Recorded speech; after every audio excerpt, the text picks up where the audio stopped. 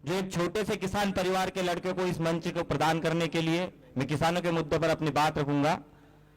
19 सितंबर को सुबह 8 बजे देश के प्रधानमंत्री जी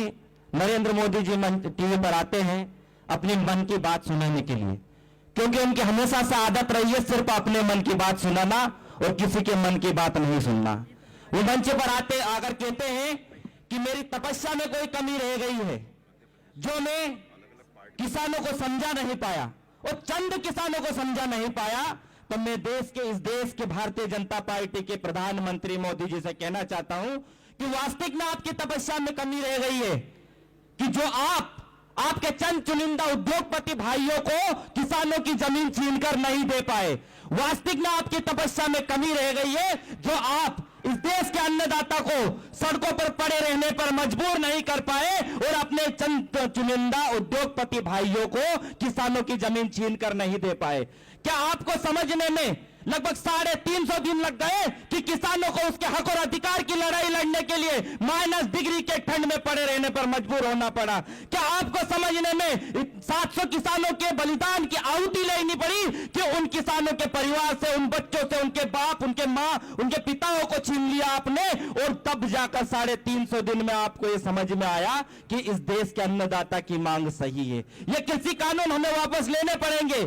तो मैं एक बात आपसे पूछना चाहता हूं इस मंच के माध्यम से कि जब किसान पहले दिन से बोल रहा था कि ये तीनों कृषि कानून, काले कानून किसानों के विरोधी है, तो आपको अगर ये सही थे तो वापस क्यों लिए और गलत थे तो थोपे क्यों आपने किसानों के ऊपर? इस बात को मैं इसलिए भी कहना चाहता हूं क्योंकि 2014 में जब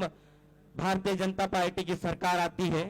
और वो एक जुमला लेकर आते हैं कि हम किसानों की आय दुगनी करने का काम करेंगे, लेकिन जैसे ही ये सत्ता में आते हैं तो ये किसानों की आय दुगनी करने की बजाय अपने उद्योगपति भाइयों की आय दुगनी करने में लग जाते हैं। जब किसान अपने फसलों की बोनी करता है और जब वो सोयाबीन की बोनी करने लगता है तो 10,000 रुपए प्रति क्विंटल के भाव में उसे सोयाबीन खरीदने पर ये मजबूर करते हैं और जब उसकी फसल बेचने का समय आता है तो मात्र 4,000 रुपए क्विंटल उसके सोयाबीन की बिक्री होती है। जब डीएपी की बोरी जो 600 रुपए में हुआ करती थी कांग्रेस की सरकार में, उसे 1400 रुपए में करने का काम ये लोग करते हैं। जिस यूरिया की बोरी के अगर भाव नहीं बढ़ा पाए तो उसे 45 किलो की करने का काम करते हैं। 2019 का वो सर्वे आता है और जब ये पहले तो आंकड़ों को छुपाने का काम करते हैं, लेकिन जब कांग्रेस सरकार के